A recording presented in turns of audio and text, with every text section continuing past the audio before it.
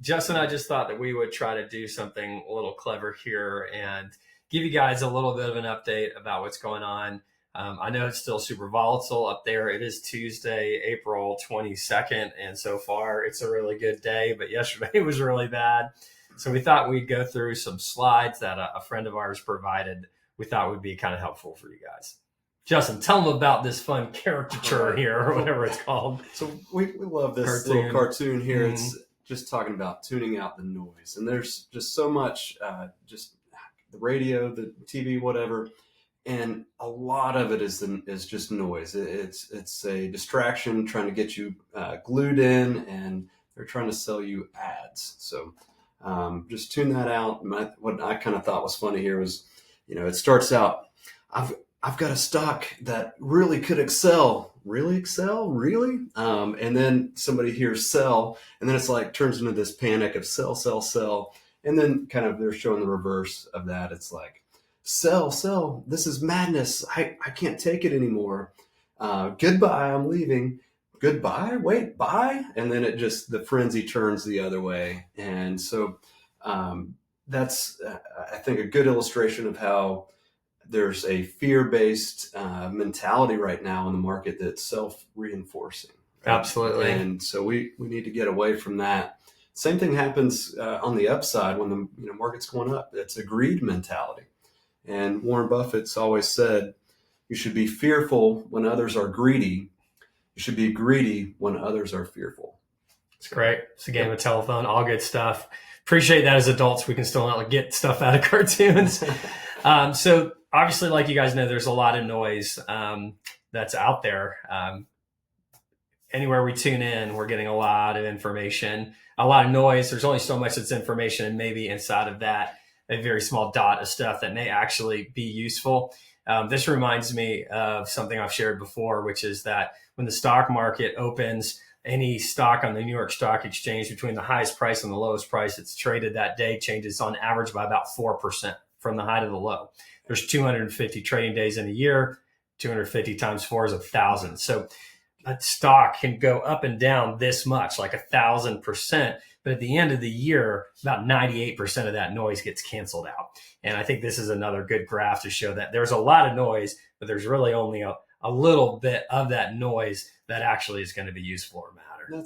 That's what we're trying to key in on with our investment management process. Right. So we're not going to make trades based on this noise. What actually matters? What are the capital market assumptions? I don't want to get too technical here, but it's but you are. But I'm just a little bit. So we do have a very defined process. We're going to make adjustments based on changing macroeconomic conditions. And so not all the noise, not the noise, but the little bit of information. Yeah. That may actually be changing, macroeconomics for the long term. So love these key takeaways. We are in a bit of a self-inflicted situation with the tariffs and the trade policies that are driving volatility. We can have one sentence like President Trump on Wednesday, April 9th, that can flip the entire narrative instantly. It was crazy. Earlier that week, there was on Monday that same week, there was this huge move in the market. It was 5% down early in the morning. There was a leak that Trump was going to back up on his tariffs, and the market rallied to 3% positive within minutes. It went from -5 to 3% positive. We saw the same thing Wednesday where the news came out. We had a 9% rally in minutes. So you don't want to be out of the market, y'all. Absolutely. Yeah. And I know it's easy to kind of think about hey, this time is different. But I really love this example here. It's like chess, like the stock market's like chess. The economy is kind of like chess. Each game is different, but the fundamentals never change. The board always has 64 squares and 32 pieces. I think that's some pretty good perspective. Yep, absolutely.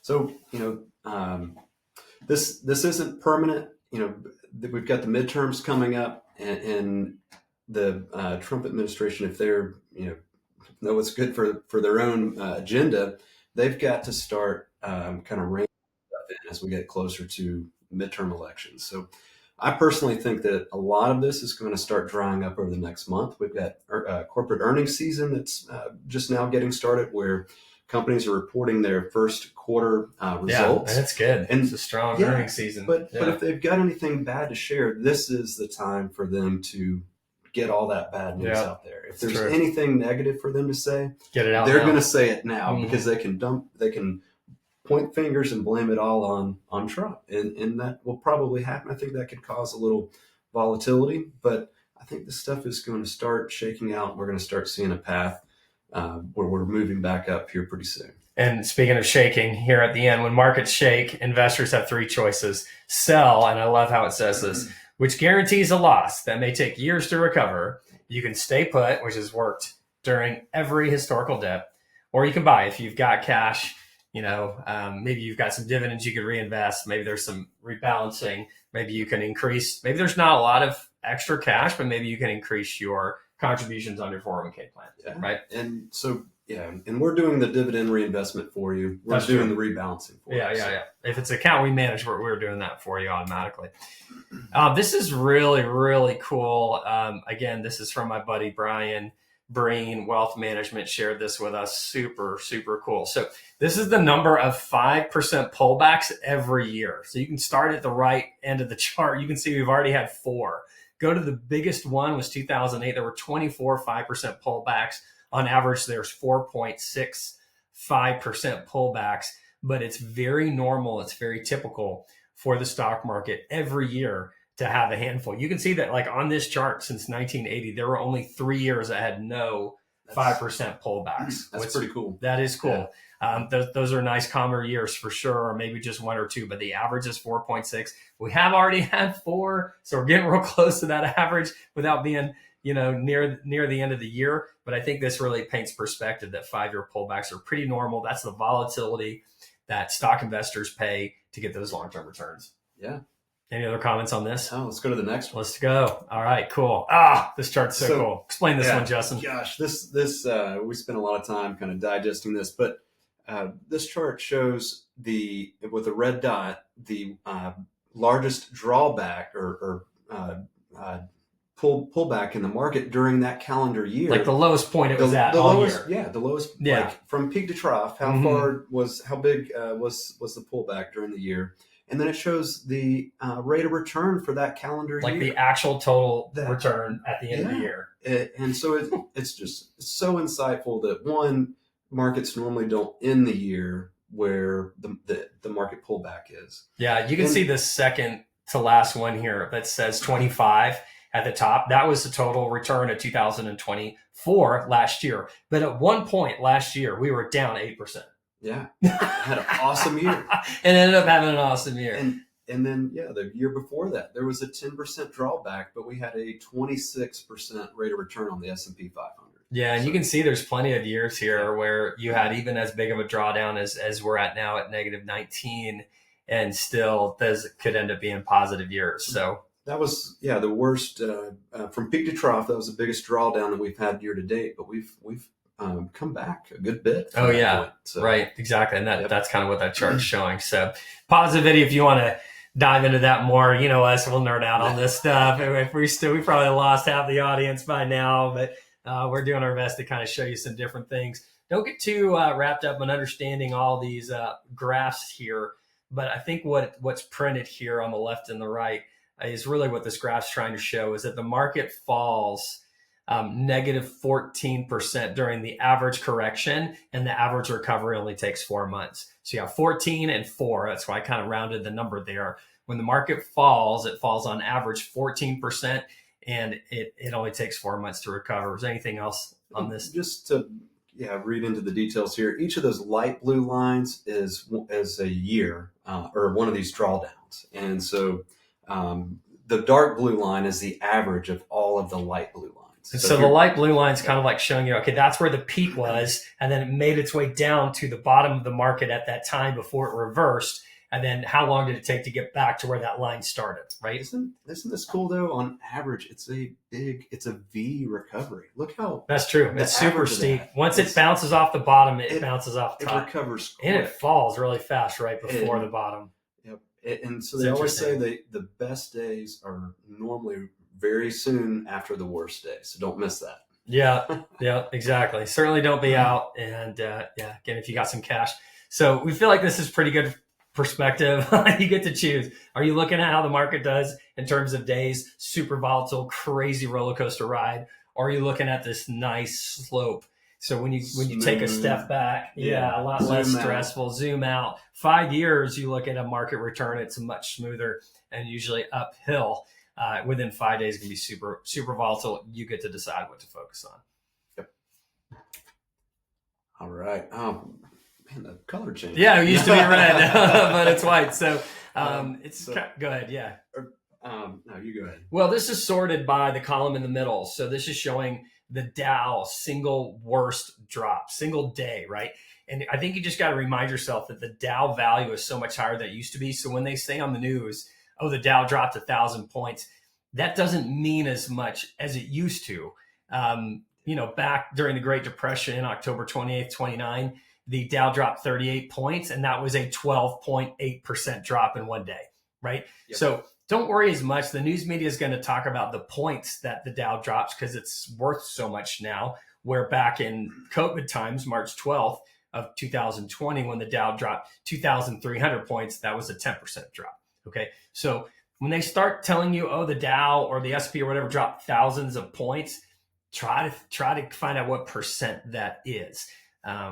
Just because it's changed. It may not be as bad as it sounds. They're going to make it sound a lot worse than it really is. That's the point of that chart.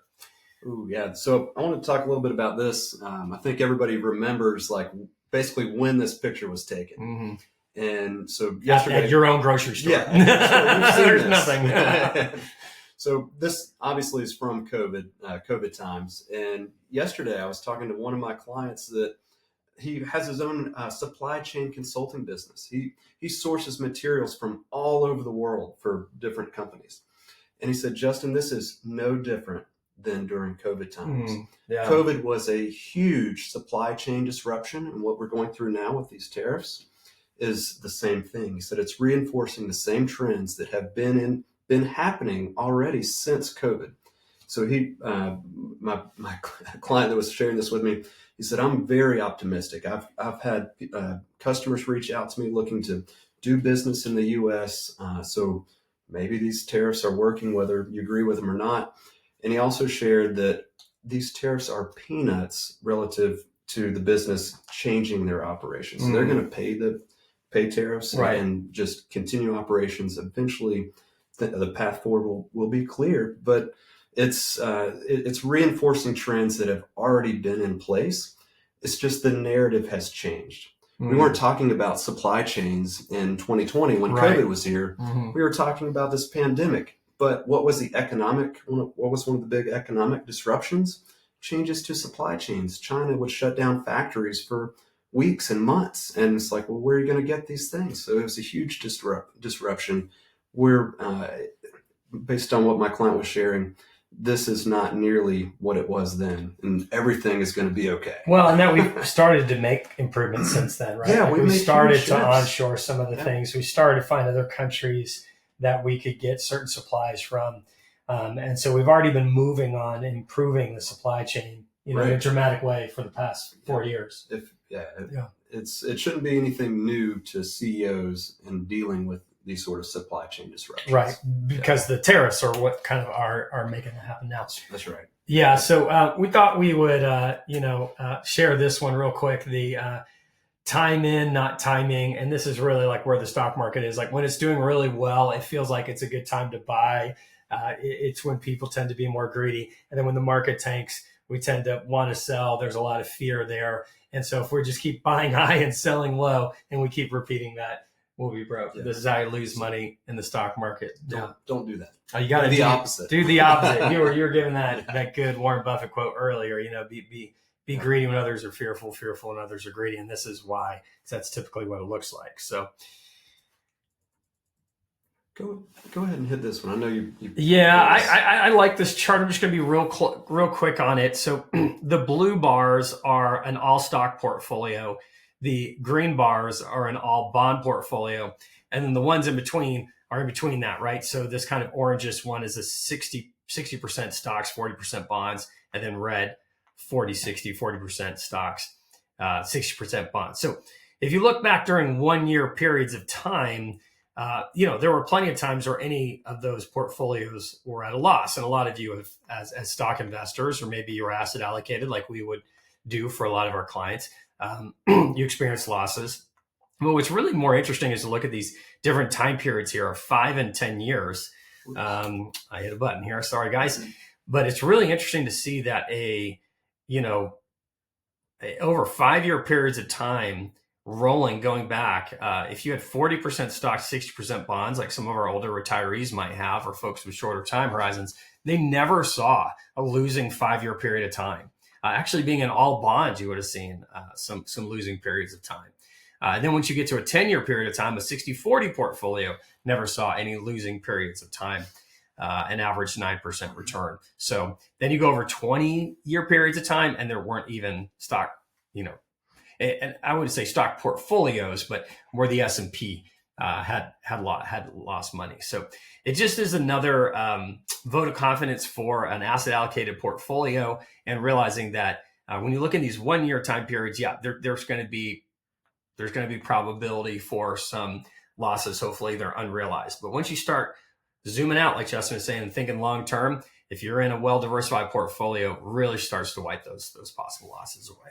Isn't that crazy? The best year for bonds was positive 35%. Yeah, what year was that? That was a crazy good year. I know the worst year for bonds was 2022. Yeah. I was about to say, I don't think that's been real recent. Yeah. So any of you that have been investors longer than us, or feel like asking ChatGPT, let us know.